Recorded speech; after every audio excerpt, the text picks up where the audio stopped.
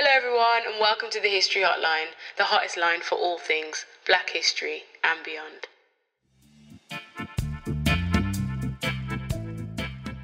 Hello everyone and welcome to episode 61 of the History Hotline. My name is Deanna Lynn Cook and I am your host today. As always, if this is your first episode, thank you so much for joining us and I hope you enjoy all that we'll be talking about today. And if you are back, then thanks for coming back and again, enjoy this episode. So today we're speaking about one of my favourite shows of all time. I've mentioned it before on this podcast, you know from the title already, but it's Desmond's, Channel 4's Desmond's, that came on to screens, British screens, in 1989 and continued on to the early 90s. There were 71 episodes across 6 seasons, and I believe it was Channel 4's longest running sitcom in terms of episodes, whether that's of all time or at its kind of point when it was created. Written by Trix Worrell, who we're going to speak about a lot today.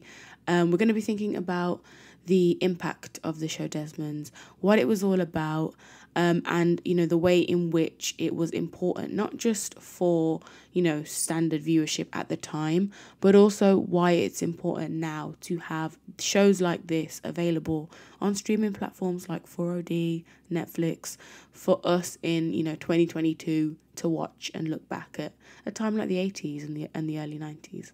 So I hope you enjoy this episode. Let's get into it. So before we get into Desmond's itself, it's important to set the context for British TV at the time, and Black British TV, if we could even call it that.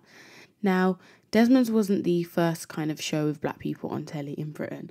The Fosters was a television programme produced by London Weekend Television, aired on ITV from 1976 till 1977. It had just over a year run, so it wasn't a really long show, in the same way that Desmond's kind of spanned years and went over 6 seasons. This show actually featured 2 of the cast members of Desmond, so the main characters, Norman Beaton and Carmen Munro, who played Desmond and Shirley in Desmond's. They played Norman Beaton played Samuel Foster, who was a hardworking man supporting his family in South London, and Carmen Munro actually plays like the best friend of the main character, Samuel Foster's wife, Pearl Foster's best friend, Vilma, who is a bit of a gossipy best friend. So they're both in there, interestingly enough. But this finishes in 77, and then it's not till 89 you get Desmond's. So just thinking about the Fosters and then Desmond's and the kind of shows that they paved the way for, like The Real McCoy, No Problem, The Lenny Henry Show, which you might be more familiar with if you're kind of maybe a bit younger. Not to age shame anyone here. But essentially, there wasn't exactly a pick of the bunch when it came to seeing black people on television. And even though black people, especially from the Caribbean, had, been migrating since like 1948 and in bigger numbers in the 50s and early 60s, it's not until 76 where, there's a show with an entirely black cast, 1976. So what was, representation like before that? It didn't exist. Black characters would have featured within other shows. And one of those shows I wanted to speak about is Love Thy Neighbour. Now, I don't know if anyone's watched Love Thy Neighbour. If you haven't, it's available on YouTube, but I kind of don't watch it because it's bad. It's really, really, really bad. And watching it in 2022 is even worse. Like, I can imagine watching it then was bad, but watching it now is painstaking. It's very racially violent. Not actual violence, but like the language, the themes, the like situations and scenarios that the characters are in are not okay in any way, shape or form. And I don't want people to flood them, because not to say they'll get cancelled and they would deserve it, but it really does highlight what TV was like at that time, and the contrast of something like that to a show like Desmond's is so important when we're thinking about TV. Now, Love Thy Neighbour came out in 1972 and ran till 76 actually, so just before the Fosters started. Now, it's a sitcom, it was a British sitcom, and it actually went over 8 series, 53 episodes, so not as many as Desmond's. But it featured the casts were a man called Jack Smithhurst, Kate Williams, who played the white couple, Eddie and Joan Booth, and then Rudolph Walker, Patrick Truman from EastEnders, and Nina Baden Semper, who played the black couple, Bill and Barbie Reynolds. And they are next door neighbours, and the black couple move in a bit later, and it's in like outer London, in like Twickenham, it's set there. And so Rudolph Walker, he in an article has said that the show's about a black guy and a white guy being damn stupid. And really, I think it's highlighting this kind of racial tensions that would happen only between two neighbours. It's not the kind of racism you'd necessarily see in the workplace. It's not manifesting itself in the same way. It's manifesting itself as neighbours. I think I wasn't there in the 70s, but the way that this show, and the way I've read about the impact of this show on black people's lived experiences, while this was airing, is not ideal. The thing that comes to mind is in Colin Grant's Homecoming, a book that features just kind of the testimonies of like lots of different people that came to Britain in that Windrush period. There's one man, he said, I think he worked in a factory actually, and anytime he'd go to work the day after a new episode of Love Thy Neighbour came out, they would be using the same racial slurs that Eddie Booth had used on the show the night before. And so that was something that's always stuck with me when I think about that show and its impact. But the writers said that the show includes like both anti-white and anti-black sentiments, and it's like a mutual racism. I'm not sure that is a thing. I don't think reverse racism is a real thing, especially in 1970s Britain as like the only black people on the street. Not sure they had much power economically or, status-wise to be actually racist. Now, yes, there's a controversy of like, can black people be racist? I think racism relies on power. That is the definition of it. And they didn't, in that context, have power. So, in my opinion, no. I'd go further and say factually no. By definition, no. But essentially, yeah, there's a lot of prejudice in the show, a lot of racist language, slurs, and now watching it's quite uncomfortable. Like, it makes you wince a little bit. It's on YouTube though. Like, full episodes are on YouTube. I don't know how they're still there. But also it really does highlight, and I will say this and I will stress this, the kind of idiocracy of racism, because Eddie Booth comes out looking very stupid in every episode. Not that I've watched them all, but the ones I have seen, he just looks ridiculous. And his wife, kind of, both of the women, they kind of play like the supporting wife role, but they don't like necessarily get too involved in the episodes I've watched anyway. But I will say that, yeah, Eddie Booth comes out looking quite stupid and just really ignorant a lot of the time.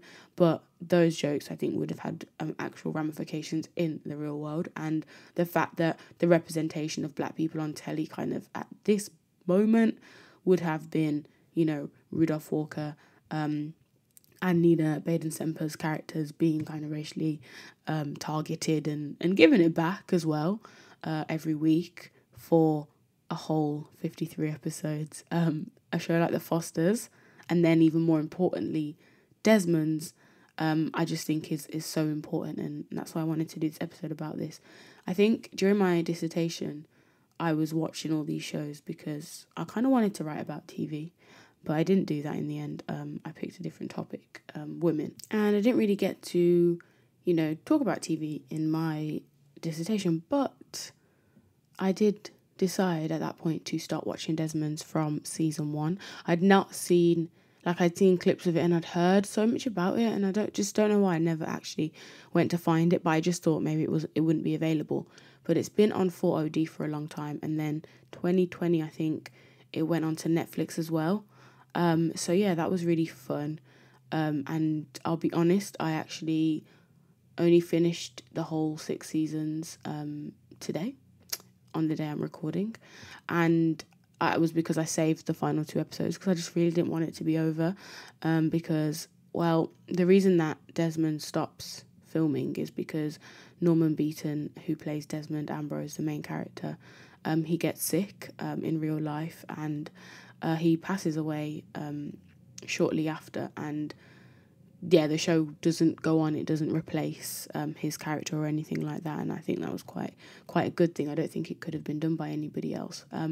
But yeah, I didn't want to kind of get to that point because I didn't know how they had ended it.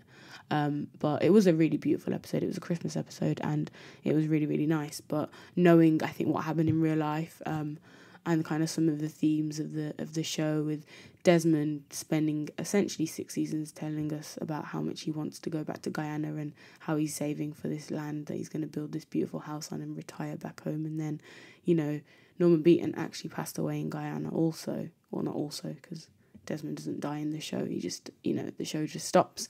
But no, it's a wonderful show. I'm kind of spoiling it, but it's a sitcom. It's not really, you know, written for the kind of tension or suspense. It's written for the comedy, and it gives comedy. I think I'm still laughing at it in 2022. The humour is A1. Now, I think Desmond's is so important because, as I mentioned, shows like Love Thy Neighbour that came before it, which have black people kind of being ridiculed on telly, and that has ramifications in the wider world. And then you get the show like The Fosters, which is like a step in the right direction.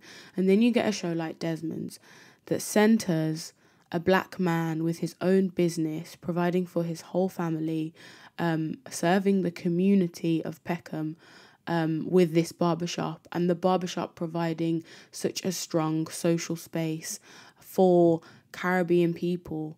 And even wider communities as well. It's not just kind of, the show has a majority black cast and crew actually, which is so rare for even now, let alone then.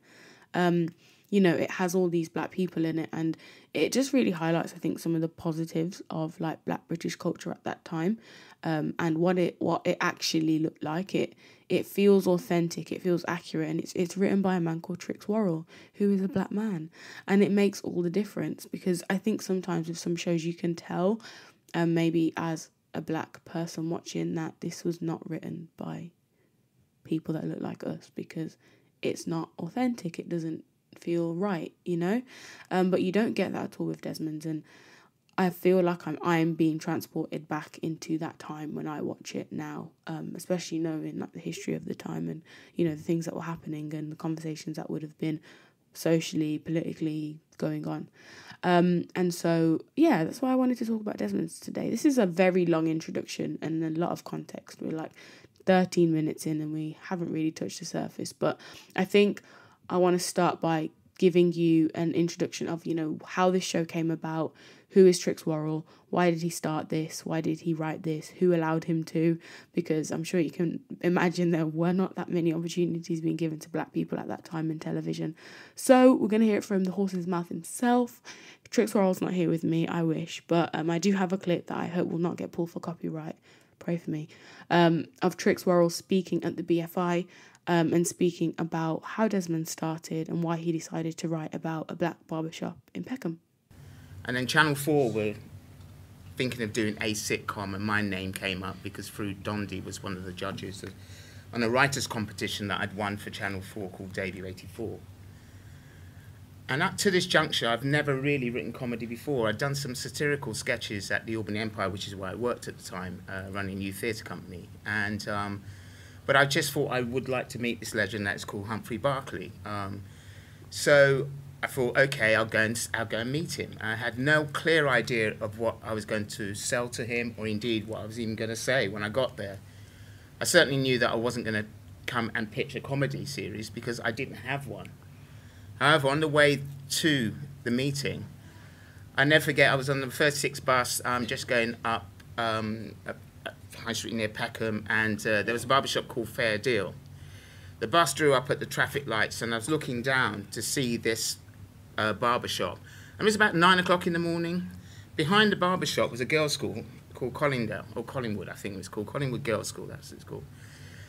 And looking at the barbershop, the barbers, the guys that are working in the barbershop all had their faces pressed up against the window. The other guy was outside the door chirping the girls as they went round, you know. And in the background, there were 3 people sitting in the barber chair, in the chairs respectively, just waiting for the barbers to continue their haircut. Some had some foam on his face, the other guy had half a shaved head. And I just thought, yeah, man, that reminded me that when I was a youth too, of just going to those barbershops that ultimately, you weren't there necessarily to get a haircut. Yes, you know, hair's important with black people, and it always has been. And this was the only place that you could, as a black man, get a haircut, a black barber. But what was interesting was that it was that social hub. It really, you know, they did serve rice and peas, although albeit with some hair in it. They did give you, you know, we did argue the toss about who was the best boxer in the world. We talked about the world, the politics, and everything but. And you never went in there thinking that you get out beyond 3 hours, even if you went for a #1 haircut. And so, therefore, that's when it came to me. And when I rocked up at Humphrey Barclays, I knew it was a kind of weird omen because I was following Emma Thompson all the way there. And she kept on looking at me thinking, it's a strange black man following me. Do you know what I mean? So I sat down and I said, look, you know, I've got this idea. It's called, it's set in a barbershop. And his face dropped, you know. He goes, yeah, all right. So what's that going to be called then? Short and Curlies? And I said, no. It's just going to be called Desmond's, you know. It's about the guy that runs a barbershop. And he says, well, you know, so what does this Desmond do? I said, the last thing he does is cut hair because actually he's useless. He cannot cut hair. He only gives everybody one haircut style. So then I explained to him the whole, you know, for me, the social significance of a black barber. And then he got it. He absolutely got it. And the rest, as they say, is history, you know. And so that was Trix Worrell talking about why, you know, and how he kind of got to this conclusion of writing a sitcom, a black sitcom, based in a barbershop. An unlikely kind of event. It feels like it was meant to be. He was literally riding on the bus, and he witnessed that scene and then decided to go from there and pitch that idea to Humphrey Barclay. And just to kind of elaborate on Humphrey Barclay's kind of discontent, and I quote, he said when he was pitched this idea, my heart sank at this pitch. There had already been several series set in salons which tended to feature ladies with blue hair, so I wasn't excited at all. But he shook his head and said, have you ever been in a West Indian barbershop? Then he started to tell me more. The more he told me, the more I liked it.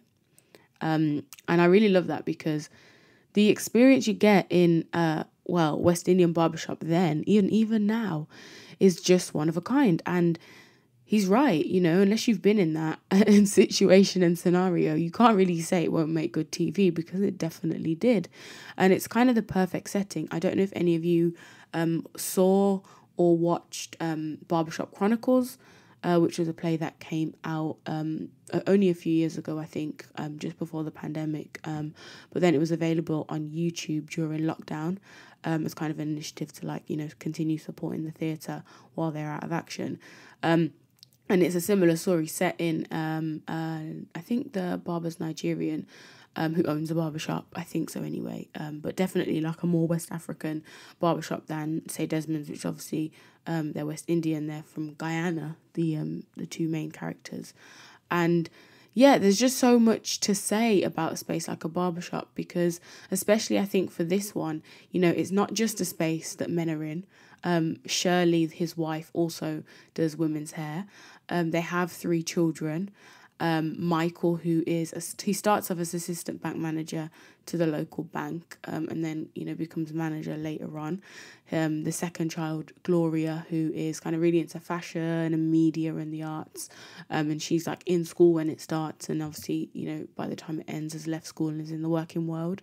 And then the youngest boy, Sean, who is in school for the majority and then uni for like the last few seasons, because of this and because they've got children, they can then, you know, touch on really important issues to do with schooling, to do with racism and discrimination with young black men, Sean's character being one of them. Michael as well, he kind of touches on being black in the like professional world, in the corporate spaces. Because of this kind of space and the physical space of a barbershop and all these kind of characters that aren't all affiliated necessarily even with the family. Some of them are people that are coming to get their hair cut. Some of them are people from Shirley and Desmond's past life in Guyana. Some of them are from Trinidad, Jamaica. There's a character called Matthew. He's like the perpetual student from the Gambia. He's literally always doing a course the whole 6 seasons. There's Pork Pie, who is Desmond's best friend, who was in a band with him in Guyana and has now, come and followed. They've all come to England, and he's still, in this friendship with Desmond and taking up a chair in the barbershop. There's also the younger generation in the character of the Peckham Prince, and he is Lee, a wheeler dealer, Del Boy kind of character, and he kind of speaks for that kind of younger generation, not those that were necessarily immigrants and migrated over, but they're like, people we now call as Black British. Their parents came over and made a life for them, and they are the next generation of that migration. And so you get like a really nice, I think, broad overview of like Black, Caribbean, British culture at that time, which I really like. Trix also said that it was the first Black business you saw on television, which I think is really important. He said it doesn't matter. Remember that the guy can't cut hair. Desmond has his Desmond special. He can't do anything else. Most customers who he finishes cutting their hair, which is rare, complain. But who can they complain to? Because Desmond owns a barbershop. And, what he's saying is that the underlying principle of this show is that if you're a minority in a predominantly white society, you have to laugh. And comedy is what keeps you going. He goes on to say in this interview that was in The Guardian that I didn't write Desmond's for Black people. And this is a quote. I wrote it for white people so that they could see how Black people really are. At that time, the negative press about muggings and shootings was all we seemed to get. I was fed up with it. So, interestingly enough, because I obviously, as a Black person, watch this show and get so much enjoyment from it because of what it reminds me of, or what it reminds me of in terms of the stories I've been told, because I wasn't there in the 80s. But what I will say is the fact that it's very interesting that Trix Worrell said, as a Caribbean man himself, he's from St. Lucia, he wrote this for white people to subvert and challenge the negative stereotypes that were happening at the time with mugging, shootings, and the media portrayal, which I can only imagine it doesn't seem to have changed much, really, when you think about it. He was trying to counter that narrative, and it's important, I think, that we understand how important TV can be in something like that, where we're not living in a time where, back then anyway, there wasn't, streaming services or on-demand television or YouTube that you could easily access any show you wanted to. You watched what was on telly at that time on the few channels that existed. And so that TV could have a real impact on society. And I don't really know, I know my family and the members of my family that are old enough to have watched Desmond's like growing up or as adults then in the 80s, but I've not really ever spoken to white people that have watched the show, and I do wonder, did it, give a positive impression of Black people and what they were doing in Britain at the time? Did it shed light on some of the racial issues? Did it make society a better place? I think it did, based off of research I've done. There's some other podcasts actually that speak to members of the cast and just speak on essentially Desmond's and what it was and what it became. And I think the fact that it's on Netflix and 4OD in 2022 must say something very positive about the show and its importance in subverting these negative stereotypes. Now, I think it also has a significance today, because whilst, people watching it then, and as Trix said, he wanted to challenge those stereotypes, today we watch this and I personally like to see some of the things acted out that my own family might have spoken about or told stories about. And the fact that, you've got all these very stereotypical characters, we will say, the perpetual student from Africa, in Michael who's from the Gambia in the show. You've got the kind of best friend, the kind of hanger-on. You've got Michael's character who he's really trying to make it in British society by, trying to fit into what he believes will get him to bank manager success in the corporate space, which is in proximity to whiteness, whether that's the way he speaks, the way he dresses, the things he will stand for. That's his character. And then you've got Sean, who goes through a kind of moment where he kind of starts to learn about Black history really seriously, and he gets very, well, I guess what we'd call woke today. And the daughter Gloria as well, just the kind of the journeys that they go on throughout this show. They do fit into stereotypes, and I don't think that's a bad thing, because those stereotypes were challenging the stereotypes that were put out by the white media, which were in most negative. The show is very funny, but it thrives on kind of running jokes, and just kind of like the characters' idiosyncrasies, whether they be pork pie shouting, "Yeah, man," or Matthew's character saying, "There's an old African saying," and everyone by season 6 literally groaning because he's said so many African sayings throughout the whole show. And people just making constant jokes about him being a student and, is he ever going to get a real job because all he does is study. So yeah, there are some really funny and interesting stereotypes that, whilst they could be seen maybe as reductive in some ways, the fact that there's no representation at all of Black people doing positive things on TV, the fact that you've got this, I think is really important. Another great thing about Desmond is the political commentary that's kind of happening at the time, in this kind of overarching plot of Desmond and Shirley wanting to, well, not to spoil it, but Desmond wanting to move back to Guyana one day. It's his dream. He's doing all this in the barbershop, owning his own business, employing people, trying to make it as good as it can be, and setting his children up so that they can potentially be self-sufficient if they don't choose to migrate back to Guyana with him. And, in this, there is a lot of expectation on the family of what it will become, but also on Shirley, the wife, who, without spoiling it, doesn't necessarily have the same views about the future as him. There's a clip from episode 1, season 1, which is something that my granddad used to say when I was younger. And when you hear it, it might make you think. I think I've mentioned it before on this podcast, maybe in the early episodes. But it's just stuck with me the whole time, 6 seasons later.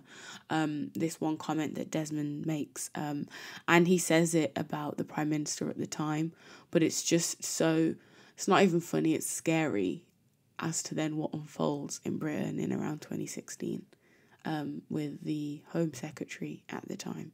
So I'll play the clip. This, I don't even know how I have this here, but again, let's pray for copyright, because I definitely probably shouldn't have this.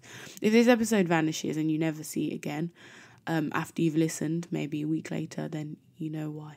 Hopefully it won't be too terrible. Are we no nearer building a house back in the Guyana now than we were in 1969? You think I ain't gonna make it? You think I ain't gonna get there? Well, I'm gonna build that house if it's the last thing I do, even if I don't live there. It would be for the children, so they could know the country of origin, the culture, its roots. So that when one day, if Thatcher decide to throw us out, we have somewhere to go to. And that goes for you too, little foot, Christy. So if one day Thatcher tries to throw us out, and guess what happened in 2016? It wasn't Thatcher, but the government, did they not throw out the Windrush generation in very large numbers? It's almost as if they knew it was coming and they said it and called it. So yeah, Desmond's whole point of having this house is that his children will know Guyana, and there'll be somewhere for them to go back to, because life in Britain is precarious. Even though they are British citizens and have migrated over as citizens and all of that good stuff, they understand that precarity.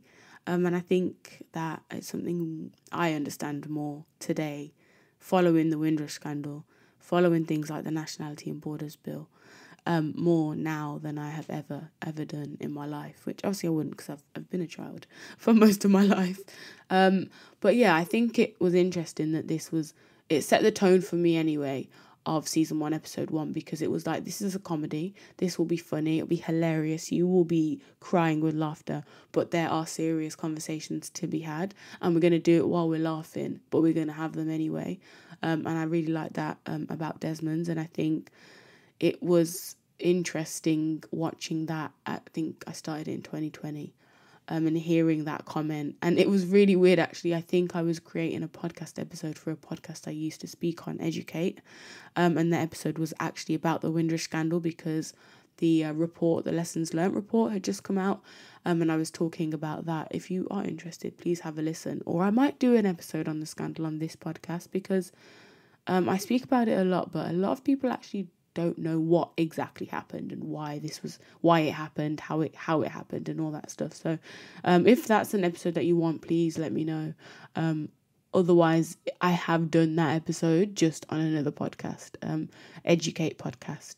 My friend Katie Con, who got me into podcasting in the first place, she's the reason this kind of exists. But yeah, if you do want to listen to that, feel free. Or if you want me to make one, maybe in the context of new bills that are coming out today, I could do that.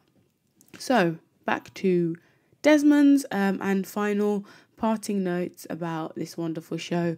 I think it's important to maybe speak about characters, especially Norman Beaton, who is unfortunately no longer with us, but was such a trailblazer when it comes to black people on British television. He was in the Fosters, then into Desmond's, and he didn't live long after that, but his contribution to TV and characters like Pork Pie, who actually was Crash's granddad in Tracy Beaker, and that's how I know him first, and he's been in a whole host of things since. Robbie G, who plays Lee, the Peckham Prince, being in The Real McCoy afterwards, and The Real McCoy was like a sketch show, kind of like Little Britain, but way before Little Britain, and it had Mira Sayal in it, and Eddie Nestor, and so many other people, and really did pave the way for black British comedy. And so Norman Beaton, he's Guyanese, an actor, of course, black British actor, and probably the most influential of his time.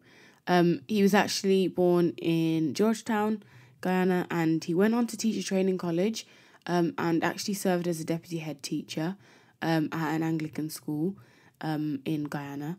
And then afterwards, he joined a calypso band, which is kind of in line with Desmond's character, and he moved to London in 1960.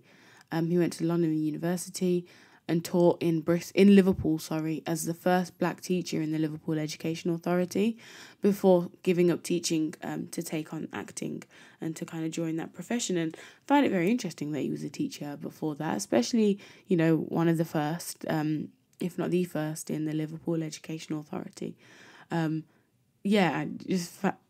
find it interesting that and quite cool that there's people out there that were taught by the Norman Beaton in school in Liverpool. I wonder if any of them remember him or went on to watch him in Desmond's. But yeah, essentially Desmond's was kind of his star role after the Fosters. He also performed in London's West End. He played Ariel in Shakespeare's The Tempest. He had a career before Desmond's in teaching, and then, roles before he played Desmond Ambrose. As I mentioned, Norman Beaton wasn't very well, and that's the reason why the sitcom came to an end. He retired from the show in December 1994 and moved back to Guyana, just as his character Desmond was kind of, thinking of doing the same. But unfortunately, he collapsed at the airport and died a few hours later from a heart attack. And so Norman Beaton didn't obviously act again, and there was a spin-off of Desmond's called Pork Pie, which was about Pork Pie, his best friend, and in that show they killed off Desmond's character, and Shirley, his wife, played by Carmen Munro, she isn't in that either. She is said to have migrated back to Guyana, and so Pork Pie gets a little spin-off. I haven't watched it, actually. I do need to find it and see if it's available so I can watch it, because I think that will be great. Carmen Munro as the actress, she remained in Britain, continued to act. She was given an OBE in 2007, and has, been on to act on stage and in films and TV. She was also in The Dumping Ground, which was at Tracy Beaker spin-off. I loved Tracy Beaker as a kid, and it's interesting seeing these characters that were there in the 80s now playing and kind of hitting and touching this generation, i.e. My generation and even younger. Pork Pie went on to play. Pork Pie was played by Ramjan Holder, and he played roles, as I said, in Tracy Beaker, EastEnders, Casualty.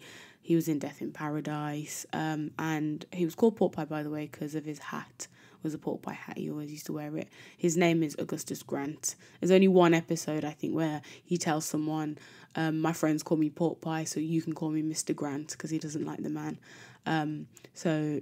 That's him. And then Matthew, the perpetual student, who is played by a man called Gilbert Asante. He constantly saying, this old African saying. He goes on to keep acting as well, but he does go back home to Ghana, actually, when Desmond's ends, and he actually passed away in 2000 in Accra. Michael, played by Jeff Francis, he goes on to play roles in Star Wars. He's in Killing Eve, EastEnders, Doctors, Holby City, and he also is in the spin-off Pork Pie, which is quite cool as well. I think it's only Shirley, actually, the only character that's not in the spin-off.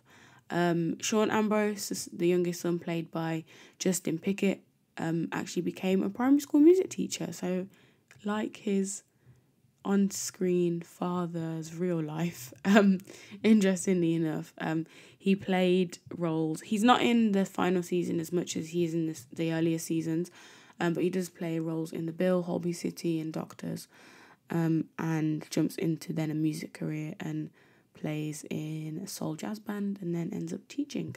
Kim Walker, who plays Gloria Ambrose, she goes on to the spin-off, and then I believe her last TV appearance was on a show called Celebrity Squares in 1996. She's like the epitome of like the kind of 90s independent woman, probably would have listened to Destiny's Child, and it's just kind of all about, being a career woman and having the life that she sees fit, not one dictated to her by society's standards of being a wife or a mom per se. She kind of wants her career, she wants her independence and all that good stuff. Robbie G plays Lee Stanley. He goes into loads of shows, The Real McCoy being probably the one I know the best, but he's also been in Young Dracula, Death in Paradise, Holby City, EastEnders. All these characters have just kind of seemed to have kind of gone on the same circuit of shows, which is quite interesting. And then Dominic Keaton, who plays Tony, who's like one of the only white characters in the show. I think he's the third white character to appear in the show. He is like taken up as Desmond's assistant and then later replaced by another young boy after Tony's character leaves the show. And he goes on as well to star in Prison Break, Star Trek, Buffy the Vampire Slayer, lots of other shows as well. That's if you were wondering where the characters are now. I love those BuzzFeed or whoever else writes those articles of like, your favourite show, where are they now? So I read one of those for this. So I'm happy to be able to report back and share that with you. But essentially, that is Desmond's. It's a really important show to me. I feel like it kind of is a key for me to unlock bits of the past. And yes, you can read about these things, and yes, you can see pictures, and yes, you can kind of speak to people, whether that be your family or friends of that generation that kind of lived through that time. It's quite cool to see it play out in like a comedic sense and take from that what you will about the time. But I do think that Desmond's, it's such an iconic show, and I don't know if we'll ever have a sitcom like it, a Black British sitcom like it. I hope we do. I hope it's topped one day. But we haven't since 1994 when it ended. But just before I leave you, I just wanted to point out in 2012, in Danny Boyle's, opening ceremony with a selection of the best of British TV, included a clip from Desmond's. And I'll always remember the little mock windrush they had kind of coming in the procession of the opening ceremony when it was kind of going through Britain's history, and the fact that Desmond's made it into a clip about British TV. I think it speaks volumes about the impact that this show had on the generation that watched it live, and generations that will watch it and continue to watch it in the future. So that's all we have time for today. Thank you so much for listening, and I hope you have a wonderful week. Goodbye.